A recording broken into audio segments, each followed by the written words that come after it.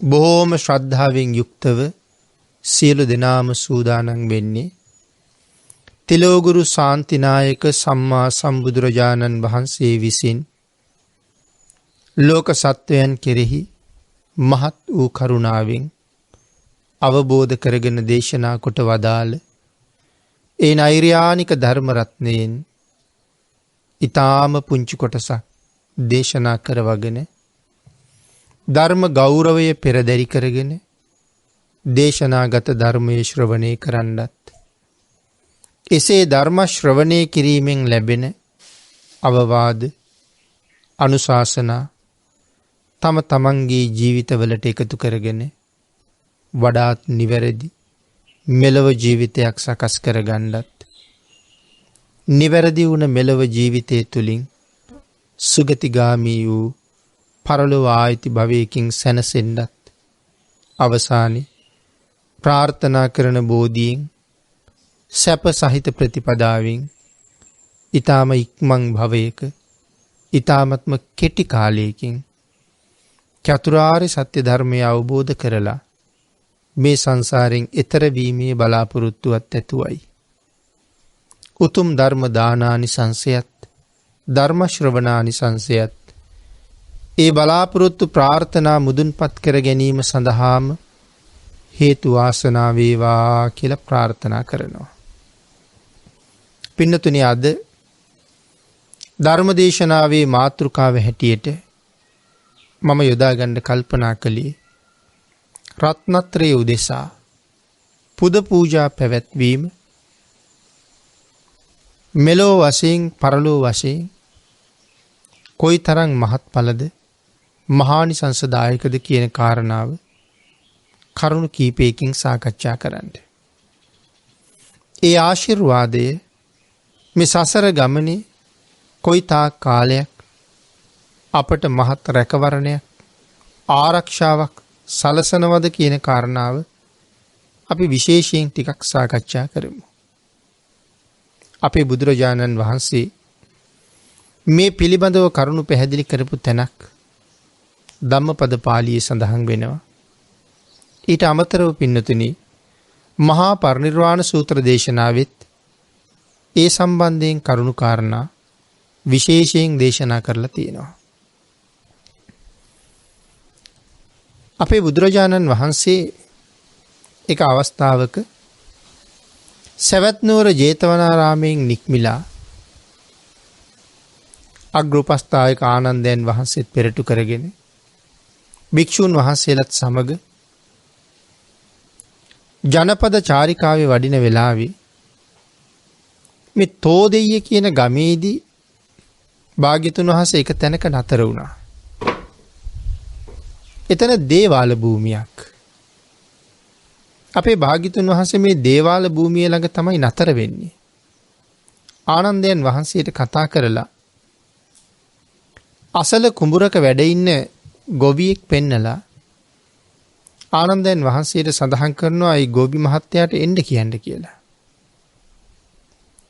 ආනන්දයන් වහන්සේ ඒ පුද්ගලයාට කතා කරලා භාග්‍යතුන් වහන්සේ ඔහුට ආමන්ත්‍රණය කරන බව සිහිපත් කරාම ඒ පුද්ගලයා තමන්ගේ කටයුතු ටික පසෙක තියලා බුදුරජාණන් වහන්සේ වැඩ ඉන්න තැනට ඇවිල්ලා අර දේවාලයට වන්දනා කරලා එකත් පසෙක වාඩි වුණා. මේ වෙලාවේ භික්ෂුන් වහන්සේලා කල්පනා කරනවා මේ පුද්ගලයා දේවාලයට වන්දනා කළා. නමුත් භාග්‍යතුන් වහන්සේට වන්දනා කළේ නෑ. භාග්‍යතුන් වහන්සේ මේ ගොවියගෙන් අහනවා, උපාසක ඔබ මෙතෙන්ට වන්දනා කළේ මොන වාගේ අදහසක් අරමුණක් ඇතුවද කියලා. ඔහු සඳහන් කරනවා, ස්වාමීනි භාග්‍යතුන් වහන්සේ, අපේ පරම්පරාවේ අය දීර්ඝ කාලයක් තිස්සේ වන්දනා කරපු තැනක්. මෙතෙන්ට වන්දනා කිරීම මහත් වූ යහපත් ක්‍රියාවක් බව මමත් සලකනවා. මට යහපතක් උදා කරනවා කියලා මං විශ්වාස කරනවා. ඒ නිසා මං මෙතෙන්ට වන්දනා කරනවා කියලා. ආන් ඒ වෙලාවේ අපේ බුදුරජාණන් වහන්සේ මේ ගොවියට බොහෝසේ ප්‍රශංසා කළා. ඔහු අගය කළා.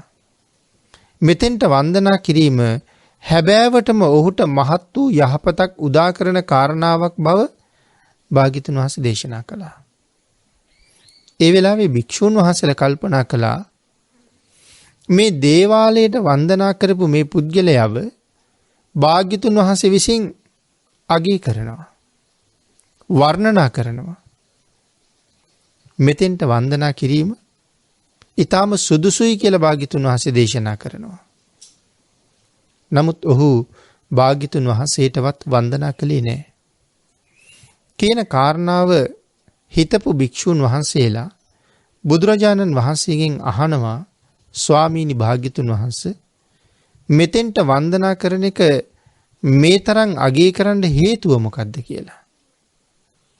අන්න ඒ වෙලාවේ පින්නතුනි අපේ බුදුරජාණන් වහන්සේ දේශනා කොට වදාළ මහණෙනි කාශ්‍යප සම්මා සම්බුදුරජාණන් වහන්සේගේ ධාතුන් වහන්සේ තැන්පත් කරලා දෙවියන් මිනිසුන් දෙගොල්ලම එකතු වෙලා යොදුනක් පමණ උසට ගොඩ නගාපු ස්වර්ණ වර්ණ වූ චෛත්‍ය පිහිටපු තැන මෙතනයි කියන කාරණාවත් පැහැදිලි කරලා ඒ ස්වර්ණ වර්ණ වූ චෛත්‍ය රාජයත් තවත් චෛත්‍යයකුත් භාග්‍යවතුන් වහන්සේගේ ආනුභාවයෙන් අහසේ මවාපාලා අපේ භාග්‍යවතුන් වහන්සේ ගටිකාර සූත්‍රයත් දේශනා කොට වදාලා. එතකොට අර ගොවි මහත්තයාට සඳහන් කළා මෙතෙන්ට වඳින එක බොහෝම ආනිසංසදායකයි කියලා. එතකොට මේ ඔවුන් වන්දනා කරන්නේ කොහාටද? කාශ්‍යප භාග්‍යවතුන් වහන්සේගේ චෛත්‍ය පිහිටලා තිබුණු තැනට. ඒ කාරණාව භාග්‍යවතුන් වහන්සේ වැඩිදුරටත් දේශනා කරමින් භික්ෂූන් වහන්සේලාට කරුණු පැහැදිලි කළා. ඒ වගේම මහා පරිනිර්වාණ සූත්‍රයේත් මේ ගැන කරුණු සඳහන් කරලා තියෙනවා කියලා මම සිහිපත් කරන්න යෙදුණා. මේ මතක් කරපු කතාව ධම්මපද පාළියේ සඳහන් වෙන්නේ. මහා පරිනිර්වාණ සූත්‍රයේ තියෙන මේ කාරණාවත් භාග්‍යවතුන් වහන්සේ දේශනා කළා. පූජා රහී පූජයතු බුද්ධේ යදිච ශාවකේ පපංචම සතික්ඛන්තේ තින්න ශෝක පරිද්දවේ තේ තාදිසේ පූජයතු නිබ්බුතේ අකුතෝ භයි නසක්කා පුඤ්ඤං සංඛාතුං ඉමෙත්තමපි කේනචි. මහා පරිනිර්වාණ සූත්‍රයේ එහෙම සඳහන් කරලා තියෙනවා. ඒකේ තේරුම තමයි පින්නතුනි සංසාරය දික් කරන තෘෂ්ණා මාන දෘෂ්ටි ආදී මේ ප්‍රපංචයන් නැති කරලා ශෝක පරිදේවයන් නැති කරපු බුද්ධ ආදී මහෝත්තමයන්න් වහන්සේලා පසේ බුදුරජාණන් වහන්සේලා අරිහත් වූ බුද්ධ ශ්‍රාවකයන් වහන්සේලා යම් කෙනෙක් වන්දනාමාන කරනවද උන්වහන්සේලාට චීවර ආදී සිව්පසයෙන් අප උපස්ථාන කරනවද අන්න එවන් අය තමන්ගේ ජීවිතයට මහත් වූ යහපතක් කරගන්න අය යම් කිසි ආකාරයක උපකාරයක් විශ්වයේ පහළ වෙන මෙවන් සත්පුරුෂයන්ට සිද්ධ කරන යම් කෙනෙක් වෙනවද මෙලව පරලොව දෙකම ඔවුන් සුගතිගාමී කරගන්න අය මෙලව යහපත් කරගන්නවා පරලොව සුගතිගාමී වෙනවා. ඒ තරම් මහා කුසල කර්මයක් අත්පත් කරගන්න හේතු වෙන මහා පුණ්‍ය කර්මයක් තමයි බුදු පසේ බුදු මහරහතන් වහන්සේලාට වන්දනා කරන එක. පූජාවන් ලබන්ට සුදුසු උත්තම පුද්ගලයන්ට වැඳුම් පිදුම් කිරීමෙන් ලැබෙන පින මෙච්චරයි මෙපමණයි කියලා සීමාවක් කරලා දක්වන්න නොහැකි බවත් විශේෂයෙන් සුදා පින්ඩිය තේරාපදානී පැහැදිලි කරනවා. අසීමාන්තික ආනිසංස ලබන්න පුළුවන් වෙනවා. ඒ වගේම තමයි පින්නතුනි අර විමානවත්තු පාළියේත් එක තැනක මේක සඳහන් කරනවා.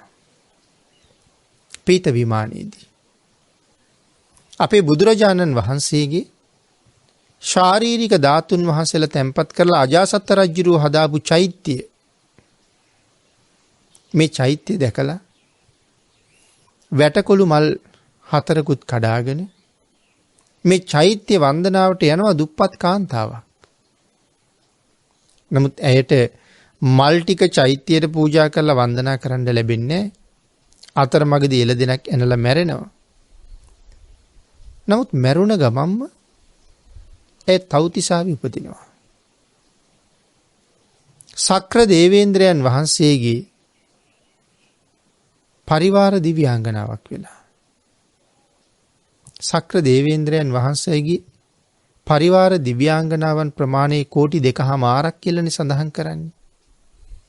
ඉතින් මැය මල් ටිකත් පූජා කරගන්න බැරි වුණත් ඒ දිව්‍යාංගනාවන් අතර උපදිනවා ඒ කෝටි 2.5ක් දිව්‍යාංගනාවන්ම රූපයෙන් අභිභවනය කළා කියලා සඳහන් කරනවා. වර්ණයෙන් අභිභවනය කළා කියලා සඳහන් කරනවා. දිව්‍යමය සම්පත් වලින් අභිභවනය කළා කියලා සඳහන් කරනවා. ඇයට පහළ වුණ දිව්‍ය විමානයෙන් අනිත් විමාන අභිභවනය කළා. ඉක්මෙව්වා කියන කාරණාව සඳහන් කරනවා. සුදහපිණ්ඩිය තෙරුන් වහන්සේත් මේ කාරණාව විශේෂයෙන් පැහැදිලි කරනවා. යම් කෙනෙක් මේ 2000ක් කොදෙව් දූපත් පිරිවරා ගත්ත සතර මහා දිවයිනට අධිපති වෙනවද? ඒ කියන්නේ පින්නතනේ සක්විති රජ වෙනවද කියලා. සක්විති රජුරුවන්ගේ රාජ්‍ය ගැන මේ සඳහන් කරන්නේ. සතර මහා දිවයිනයි කොදෙව් දූපත් 2000යි. රතන සූත්‍ර දේශනාවෙන් මේ කාරණා සම්බන්ධයෙන් විශේෂයෙන් කරුණු සාකච්ඡා කරලා තියෙනවා. ආන් එවන් මේ විශ්ව ප්‍රදේශයකට නැත්නම් මේ සක්වලවල් නැත්නම් සතර මහා දිවයිනට රජ වෙච්ච මනුස්ස ප්‍රජාව තුළ උප්පත්තිය ලබන අති උතුම්ම පුද්ගලයා සක්විති රජුරු. ඒ කාරණාවෙන් පින්නතුනි භාග්‍යතුන් වහන්සේ ගැන කතා නොකරනව නෙමෙයි. මිනිසුන් අතර පහළ වෙන ගිහි පුද්ගලයෙක් හැටියට උතුම්ම තැන ඉන්නේ සක්විති රජුරුවනේ. මනුස්ස සැප අතර උතුම්ම සැපය විඳින්නේ සක්විති රජුරුව. අන්න එවන් වූ සක්විති රජකම සක්විති රජුරුවන්ගේ සක්විති සැපය කොයි වගේද කියලා සඳහන් කරනවා. දිව්‍ය සැපයත් එක්ක සංසන්දනය කරනකොට දිව්‍ය සැපයයි සක්විති සැපයයි සංසන්දනය කරනකොට දෙවියන්ගේ සැපයෙන් 11 කලාවෙන් එක කලාවක්වත් සක්විති සැපේ වටින්නේ නැහැ කියලා සඳහන් කරන්නේ. බලන්න තියෙන වෙනස කොච්චරද කියලා. නමුත් සුදහපිණ්ඩියේ මහරහතන් වහන්සේ සඳහන් කරන්නේ බුද්ධ ආදී මහෝත්තමයන් වහන්සේලා උදෙසා යම් කෙනෙක් ජීවමාන කාලයේද පරිනිර්වාණ කාලයේද යම් උතුම් පූජාවක් සිද්ධ කරගන්නේ නම් මෙවන් උතුම් දිව්‍ය ලෝකවල උප්පත්තිය ලබන්න ඒක මහා හේතුවක් වෙන කාරණාවක්. ඒ සඳහා හේතු වෙන විශාල කුසල කර්මයක් බවට පත් වෙනවා ඒ සිද්ධිය. අන්න ඒ නිසා ඊ타ම ශ්‍රද්ධාවෙන් කරන වන්දනාව පූජාව ඊ타ම ශ්‍රේෂ්ඨයි. ඒ නිසා තමයි භාග්‍යතුන් වහන්සේ අර තෝදෙය්‍ය ගමේ පුජ්‍යලයටත් සඳහන් කළේ මේ ස්ථානයට කරන වන්දනාවම ඊ타ම ශ්‍රේෂ්ඨයි කියලා. පෙර බුදුරජාණන් වහන්සේ නමකගේ සෑයක් පිහිටලා තිබුණ තැන. එතකොට දැන් බලන්නකෝ අන්තර්කල්පයක් ගෙවිලා කාශ්‍යප භාග්‍යතුන් වහන්සේගේ ඉඳලා අපේ භාග්‍යතුන් වහන්සේගේ කාලේ එනකොට අන්තර් කල්පයක් ගෙවිලා ගිහිල්ලා තිබුණත් ඒ සෑය තිබුණ තැනට කරන වන්දනාවම කොච්චර උසස් කරලා භාග්‍යතුන් වහන්සේ දේශනා කළාද? පින්නතුනි, අපි දන්නවා අපේ භාග්‍යතුන් වහන්සේත් පිරිනිවන් පාලා. නමුත් මේ කාලේ බුදුරජාණන් වහන්සේ වෙනුවෙන් යම් කෙනෙක් හරියට වතක් සම්පූර්ණ කරනවා නම් ඒ වත පිළිවෙත නිසා මොන තරම් කුසල් සමුදායක් අද අපිට ලබන්න පුළුවන්ද? සමහර අය නම් ඉන්නවා මේ කාලේ බුද්ධ වත කරනකොට දොස් කියන අය. මල් පහන් බුදුරජාණන් වහන්සේ උදෙසා පූජා කරනවට අකමැති අය. අඥානයන්ගේ අඥාන ක්‍රියාවන්සේ සලකන අය. එවන් පූජාවන් දෝෂ දර්ශනයට ලක් කරන අය වර්තමාන සමාජයේ ඕන තරම් ඉන්නවා. නමුත් පින්නතුනි, සමන්ත පාසාදික අට කතාවෙත් දීඝනිකාය අට කතාව සුමංගල විලාසිනියෙත් කරුණු සඳහන් කරනවා අපේ බුදුරජාණන් වහන්සේ පිරිනිවන් පෑවට පස්සේ අග්‍ර උපස්ථායක ආනන්දයන් වහන්සේ එදා භාග්‍යතුන් වහන්සේ ජීවමානව වැඩ ඉන්න කාලේ යම්සේ උපස්ථානයක් භාග්‍යතුන් වහන්සේට කළාද ඒ උපස්ථානය තමන් වහන්සේගේ මුළු ජීවිත කාලෙම කරපු බව. පෙර කරපු කාරණාව පිරිනිවන් පෑවට පස්සෙත් ඒ විදිහටම කරලා තියෙනවා. භාග්‍යතුන් වහන්සේ පිරිනිවන් පාලා ආදාහන පූජාව ඉවර වෙලා ආනන්දයන් වහන්සේ නැවත සවැත් නුවරට එන්න පිටත් වෙනවා. ඒ එනකොට භාග්‍යතුන් වහන්සේගේ පාත්‍රා ධාතුන් වහන්සේත් අරගෙන අතිරේක චීවර ටිකත් අරගෙන තමයි උන්වහන්සේ වඩින්නේ. උන්වහන්සේගේ පිටිපස්සෙන් විශාල භික්ෂු පිරිසක් වැඩම කරනවා. නමුත් ආනන්දයන් වහන්සේ ආපහු හැරිලා බැලුවේ නෑ කියලා සඳහන් කරනවා. කවුද පිටිපස්සෙන් එන්නේ කියලා. නමුත් උන්වහන්සේ සවැත් නුවරට ඇතුල් වෙනකොට සවැත් නුවර වාසීන් විශාල පිරිසක් ආනන්දයන් වහන්සේ වට කරගන්නවා. වට කරගෙන හැඬු කඳුලින් ආනන්දයන් වහන්සේගෙන් අහනවා, ස්වාමීනි ආනන්දයන් වහන්සේ, ඔබ වහන්සේ යම් ගමනක් වැඩම කළා නම් අපේ භාග්‍යතුන් වහන්සේ පෙරටු කරගෙනම වැඩියා. නමුත් ස්වාමීනි, ඔබ වහන්සේ අද භාග්‍යතුන් වහන්සේ නැතුව වඩිනවා. අපේ භාග්‍යතුන් වහන්සේ කොහෙ තියලාද ස්වාමීනි වැඩි කියලා. ආනන්දයන් වහන්සේටත් බොහොම දුකයි.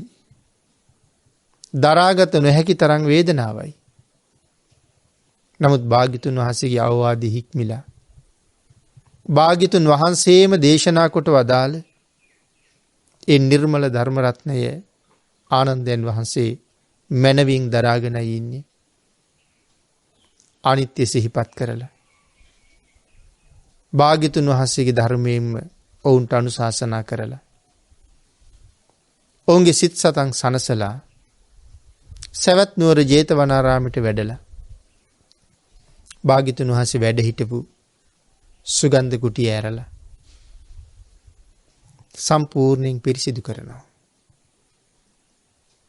සඳහන් කරනවා ඒ සුගන්ධ කුටිය අරින්න කලින් වෙනද වගේම දොර ළඟට ගිහිල්ලා උගුර පාදලා දොරට තට්ටු කරලා අවසර ඉල්ලලා දොර ඇරලා ඇතුළේ තිබිච්ච උපකරණ එළියෙන් තියලා දූවිලි ආදිය පිහලා පිරිසිදු කරලා නැවත ඒ සියල්ලම කුටිය ඇතුලේ තැම්පත් කරලා භාග්‍යතුන් වහන්සේ වැඩ ඉන්න කාලේ තමන් වහන්සේ යම්සේ ඒ වත්පිළිවෙත් සම්පූර්ණ කළාද ඒ විදිහටම කටයුතු කළා කියලා.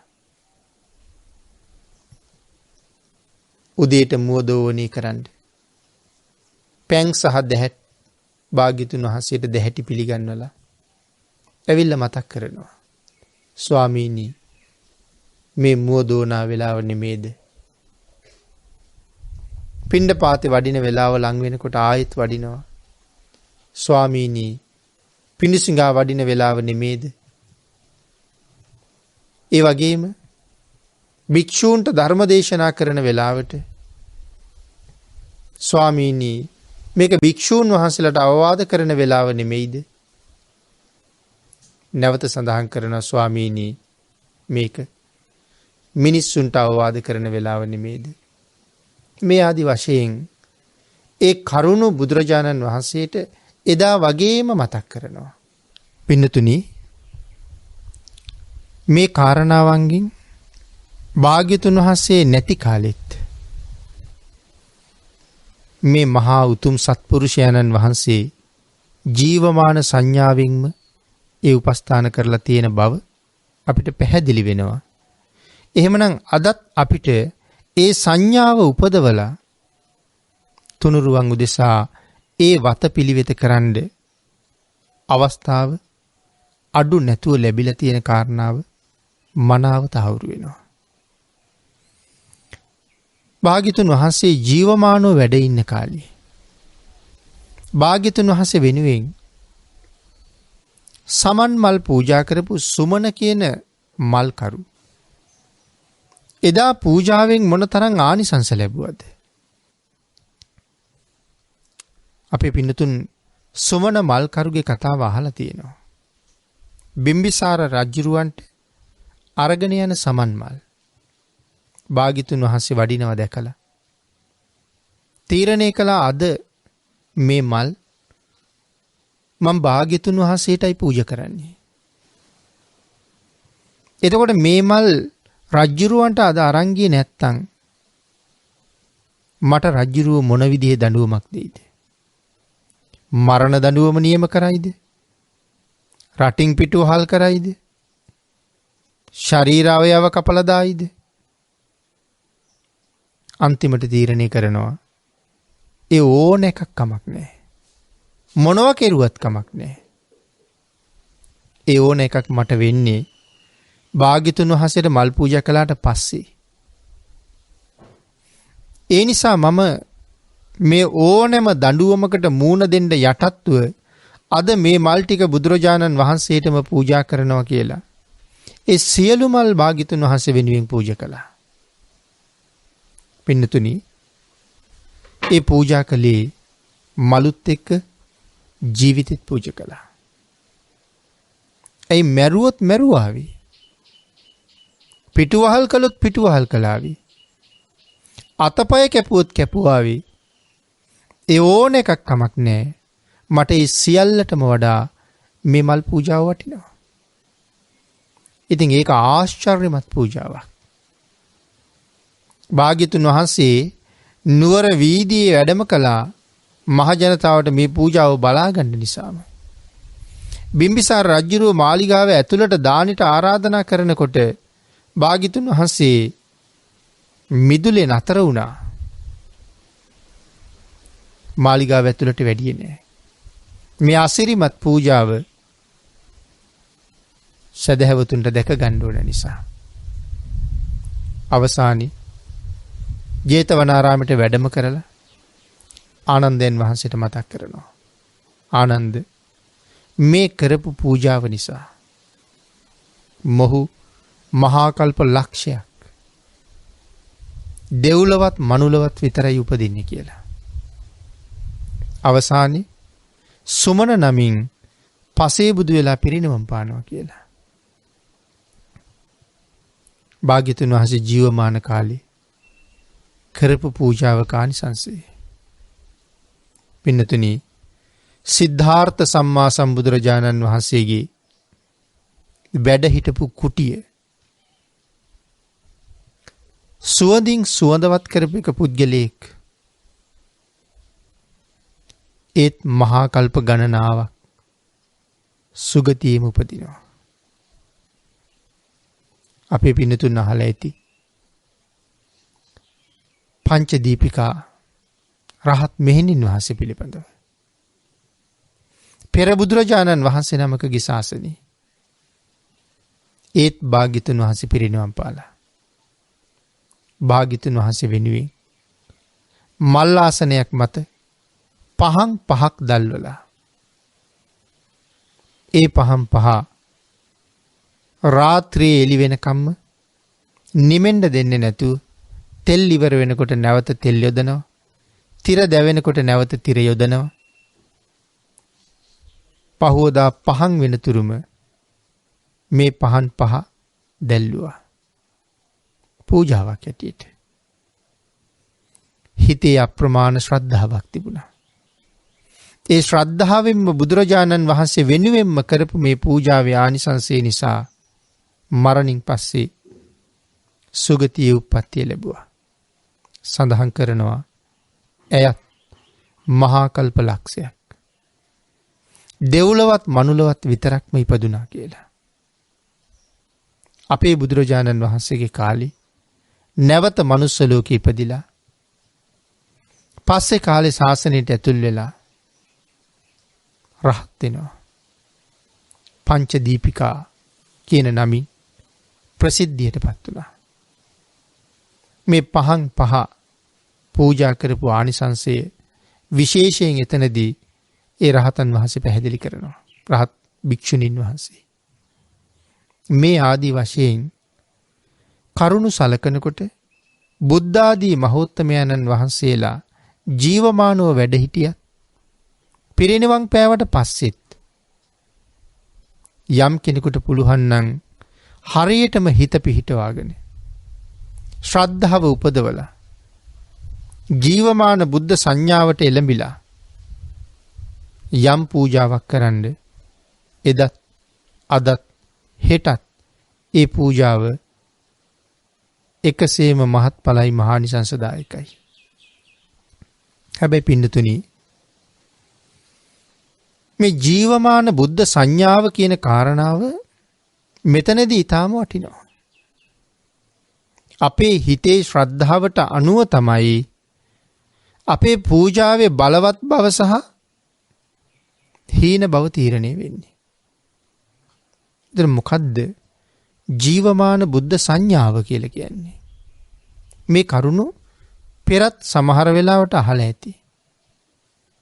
භාග්‍යතුන් වහන්සේ ජීවමානව වැඩ ඉන්නවා වගේම හැඟෙන්න ඕනේ. චෛත්‍යයක් ළඟට යනකොට බෝධින් වහන්සේ නමක් ළඟට යනකොට මේ ජීවමාන භාග්‍යතුන් වහන්සේ ළඟටයි යන්නේ කියන ශ්‍රද්ධාව උපදින්න ඕනේ. සංවරය ඇති වෙන්න ඕනේ. හැඟීම් වෙනස් වෙන්න ඕනේ. භාග්‍යතුන් වහන්සේ ළඟ මෙහෙම කතා කරන්න හොඳ නැහැ. භාග්‍යතුන් වහන්සේ ළඟ කෑකෝ ගහන්න හොඳ නැහැ. භාග්‍යතුන් වහන්සේ වැඩ ඉන්න තැනට පාවහන් දාලා යන්න හොඳ නැහැ. භාග්‍යතුන් වහන්සේ වැඩ ඉන්න තැන හිස් වැසුම් පළඳින්න, කුඩ ඉහලන්න, හිස වහගෙන යන්න සුදුසු නැහැ. මේ කාරණාවල් හිතන්න ඕනේ පින්නතුනි. සමහර වෙලාවට වර්තමානයේ නම් දකින්න ලැබෙනවා චෛත්‍යයක් ළඟ වුණත් අවුව නිසා කුඩයක් ඉහළගෙන ඉන්නවා. නමුත් ඒක ඊටාම නුසුදුසු ක්‍රියාවක්. භාග්‍යතුන් වහන්සේ ළඟ එහෙම නොඉන්න ඕනේ.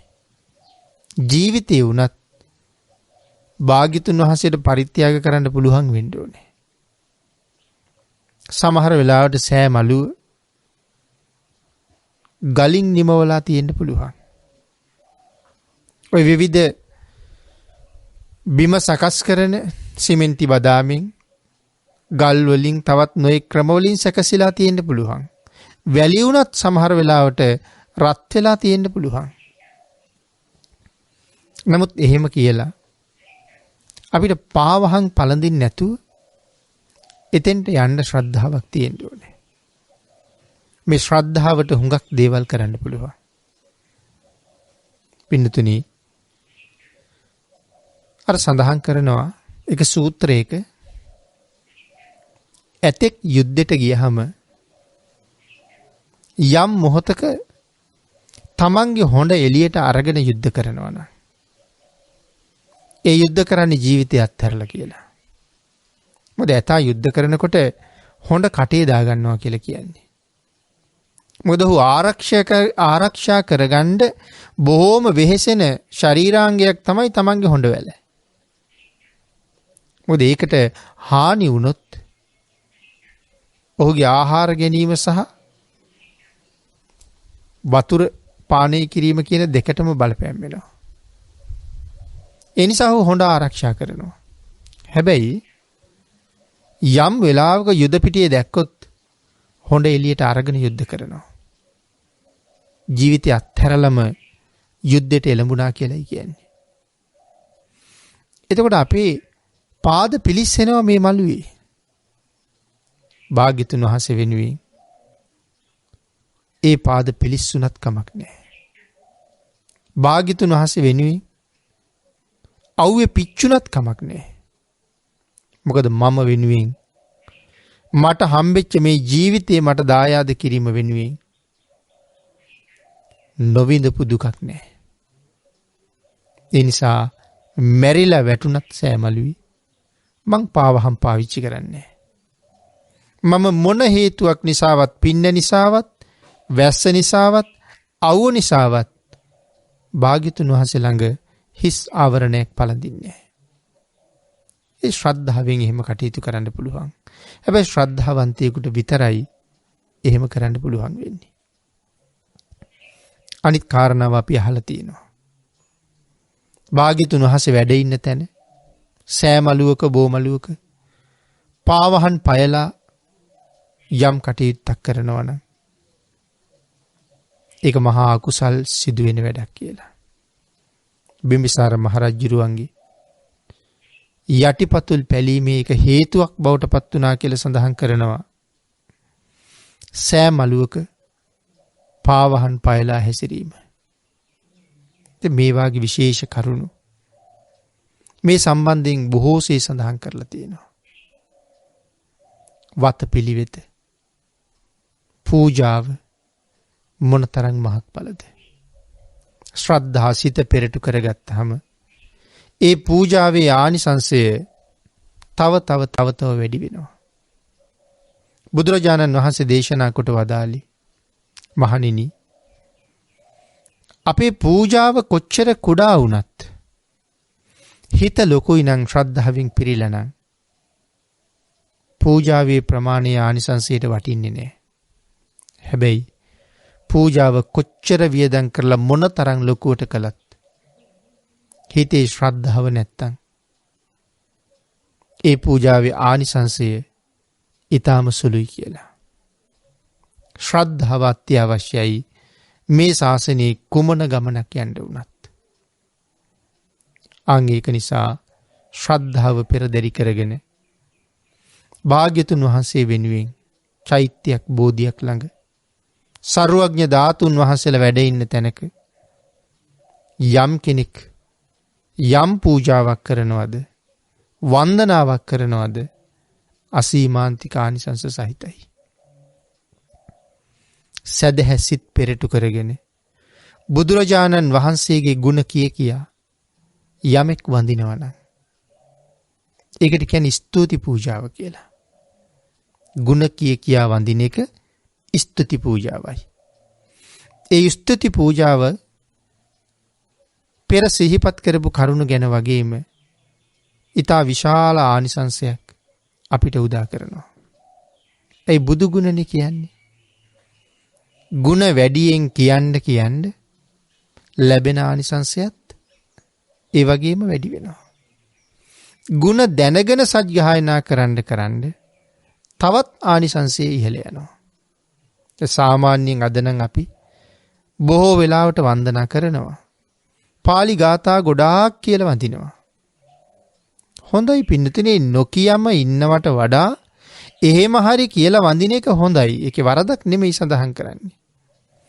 නමුත් ටිකක් කීවට කමක් නැහැ තේරුම දැනගෙන.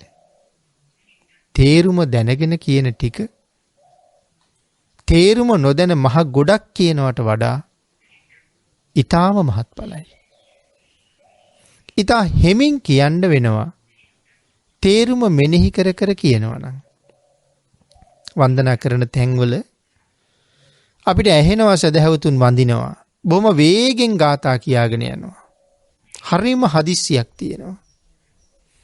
ඉතින් එහෙම වේගෙන් ගාථා කියාගෙන යනකොට තේරුමත් මෙනෙහි කරලම කියන්න පුළුවන්ද කියන කාරණාව ගැන අපව හිතන්න වෙනවා. ඉතිපිසෝ පාඨේ නමුත් ගුණයෙන් ගුණයට හෙමින් නතර කර පාලියේ වචනයක් කියනවා. නැත්නම් අරහං කියලා කියනවා. තේරුමත් මෙනෙහි කරනවා. සම්මා සම්බුද්ධෝ තේරුමත් මෙනෙහි කරගන්නවා. විජ්ජාචරණ සම්පන්නෝ තේරුමත් මෙනෙහි කරගන්නවා. එතකොට හොඳට ඇඟට දැනෙනවා. අහගෙන ඉන්න කෙනෙකුටත් සතුට ප්‍රීතිය උපදවනවා. මන සංයමයක් සංවර බවක් ඒ වන්දනාව තුළ තියෙනවා. ඇසූවන්ට ප්‍රිය උපදවනවා.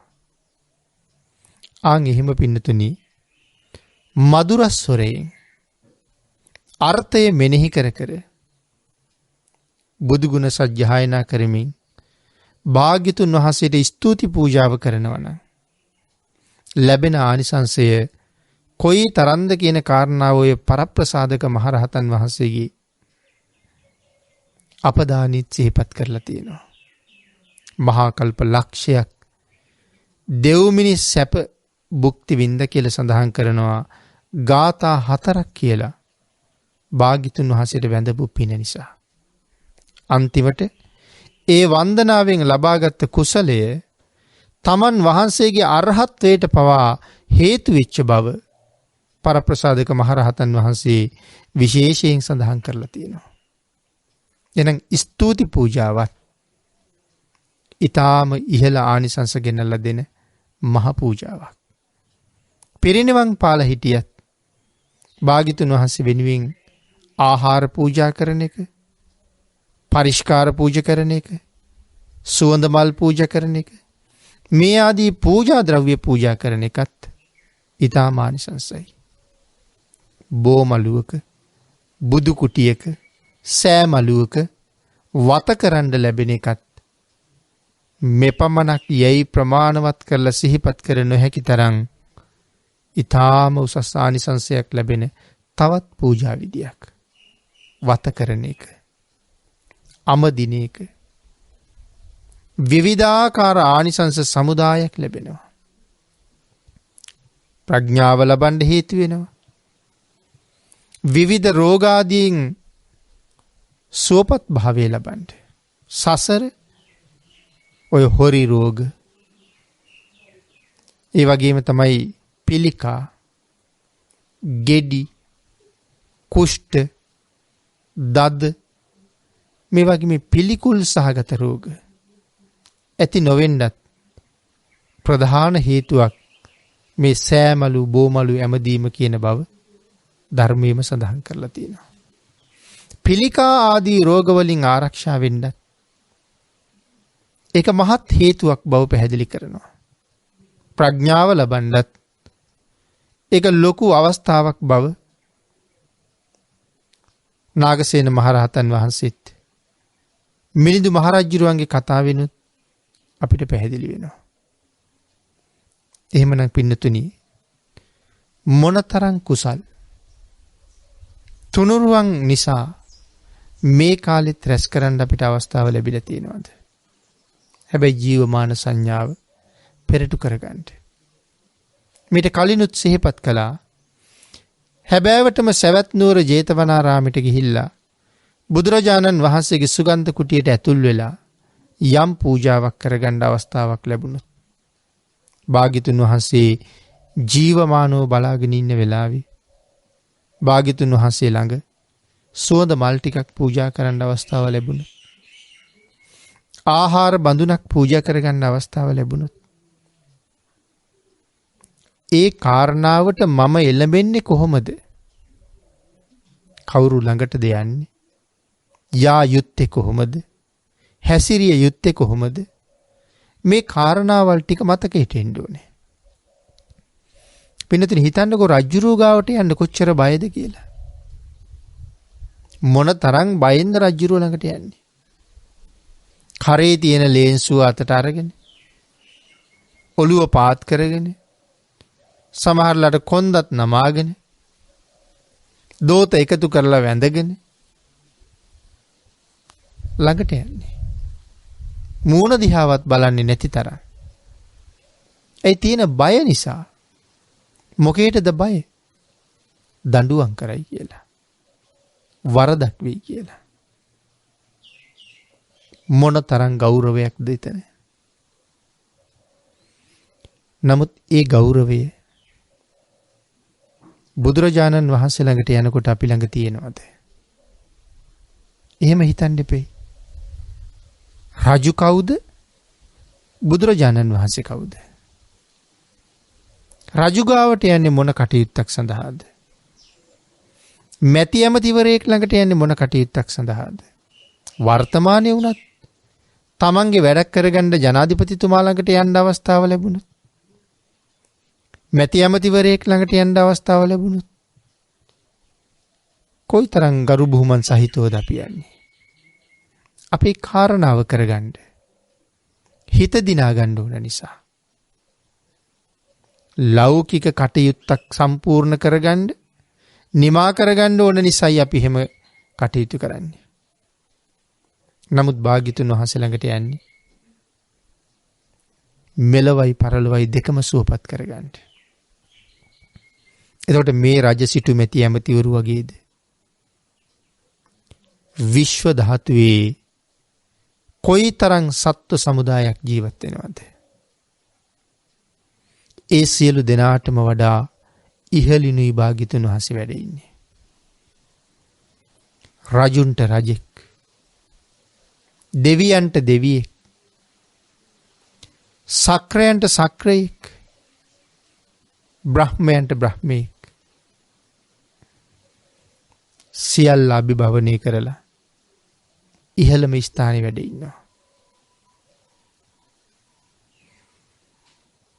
යම් කෙනෙක් සිතුවිලි මාත්‍රයෙන් භාග්‍යතුන් වහන්සේ පිළිබඳව වැරදි චේතනාවකට එළඹුණොත් ඒ සිතුවිලි මාත්‍රයත් විපාක දෙනවා. නිරයේ උපද්දවලා විපාක දෙනවා. වැරදි සිතුවිල්ලක්වත් භාග්‍යතුන් වහන්සේ සම්බන්ධයෙන් උපදවන්න බෑ. නොඑක් වර සමාව ඉල්ලලා අපිට යම් සහනයක් ලබන්න පුළුවන් වෙයි. ජීවමාන කාලේ නම් කොහොමත් සමාව ඉල්ල ගන්න තිබුණා. නමුත් අද සිතුවිල්ලෙන්ම ශ්‍රද්ධාවෙන්ම සමාව ඉල්ලන්න වෙනවා. ධර්මයේ නොඑක් තැන සඳහන් කරලා තියෙනවා. මේ පුජ්‍යලයා මා සම්බන්ධයෙන් අමනාප සිතක් පහළ කරගත්තොත් ඔහුට වෙන අයහපත දැකලා ඒ අයහපතෙන් ඔහුව මුදවා ගන්න ඕන නිසා මේ විදිහට කටයුතු කළා කියලා සඳහන් කරලා තියෙන තැන්. නමුත් පින්නතුනි, ශ්‍රද්ධාවෙන් සිත පැහැදිලා යම් කාරණාවක් අපි කරනවද? යම් පූජාවක්, යම් වන්දනාවක් අපි කරනවද? ඒ හැම දෙයකම තියෙන්නේ අසීමාන්තික කුසලයක්. ඒකයි සඳහන් කළේ උදේට හවසට සෑමලුව ඇමදලා එන කෙනා, උදේට හවසට විහාර මන්දිරයේ ඇමදලා එළියට එන කෙනා දැකලා සතුටු වෙන්න වටිනවා. හේතුව ඒ කාන්තෙන් සුගතියට යන්න භාග්‍ය ලබාගෙන ඉන්න කෙනෙක්. හැමදාම ඒ වත කරන්න ලැබෙනවා නම් ඒක මොන භාග්‍යයක්ද එහෙනම්?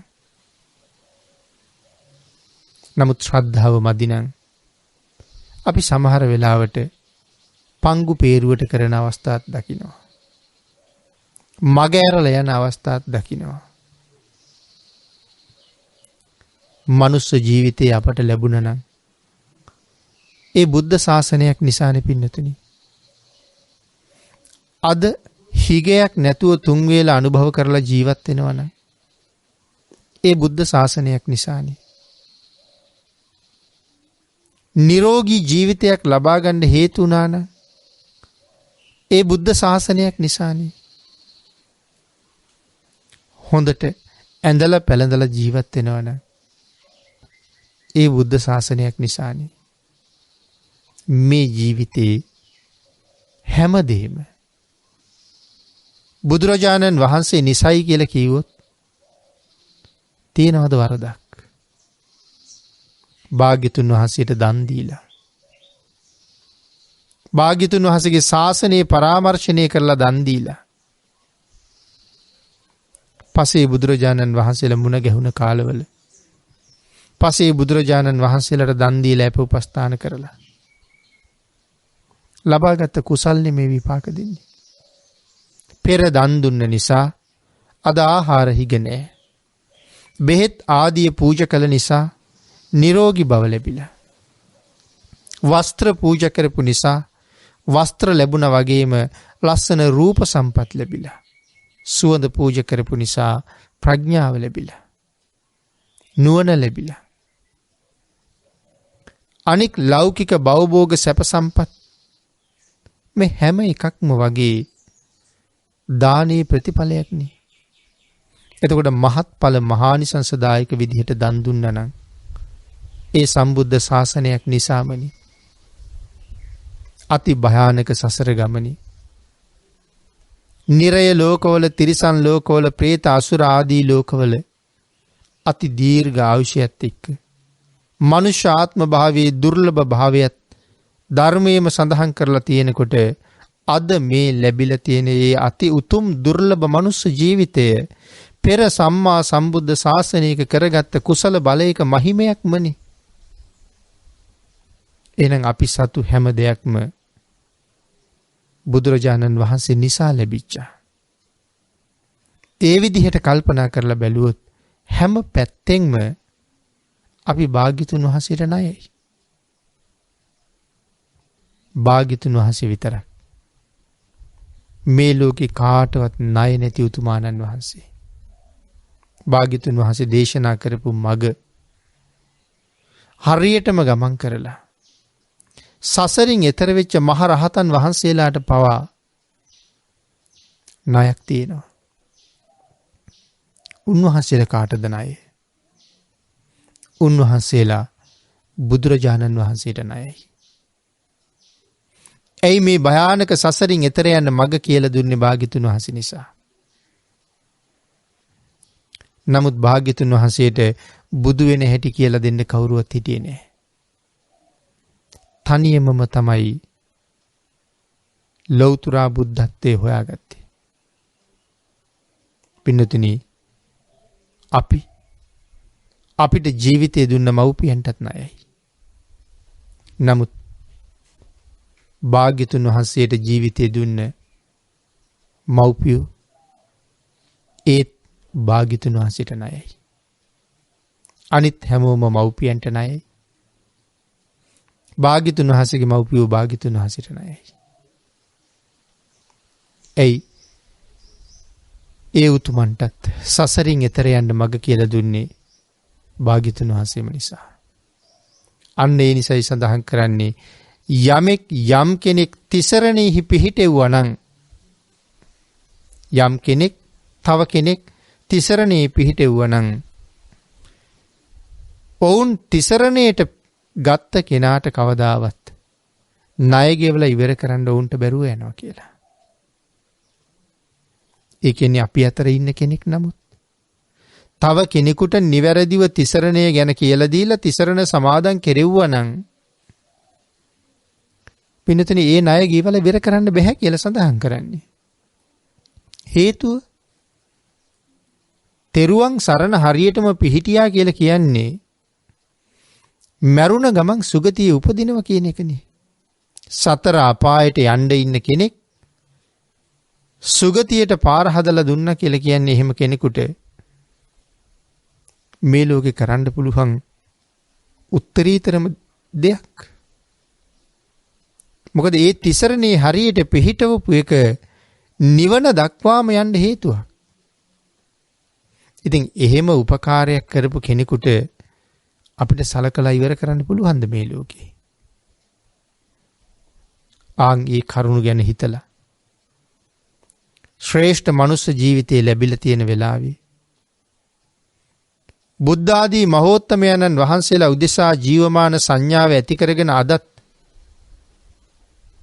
එදා වගේම කුසල් ලබන්න අවස්ථාව අඩු නැතුව අපිට තියෙන වෙලාවක ඒකෙන් ප්‍රයෝජන අරගෙන ජීවිතේ කුසලයෙන්ම පුරවලා අප්‍රමාණ සතුටින් මරණ මංචකේ ඇස් දෙක පියාගන්න අවස්ථාවක් හදාගන්න. ඒක ඔබ ඔබට කරගන්න හැබෑම සාධාරණත්වයයි. හැබෑම යහපතයි. ඒ සඳහා සිත් පහල කරගෙන ප්‍රඥාවෙන් කටයුතු කරන්න රත්නත්‍රයේ ආශිර්වාදයෙන් ඔබට ශක්තිය, ධෛර්යය, වාග්ය, වාසනාව උදා වේවා කියලා ආශිර්වාද කරනවා.